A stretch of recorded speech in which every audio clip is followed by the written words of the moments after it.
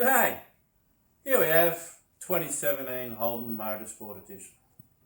Is it any good? It does have a 6.2 litre V8 Ls3 engine, 6-speed manual with an oil cooler.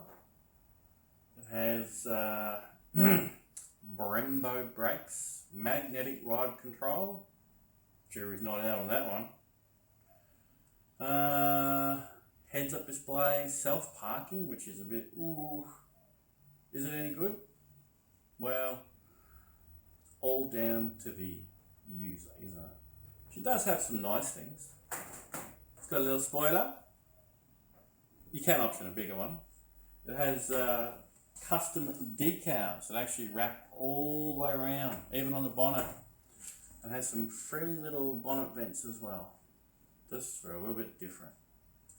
Kind of like a red line, but the boys' version. Sorry, the men's version. Alright, guys. Glad is good. Thanks for watching. Catch you next time.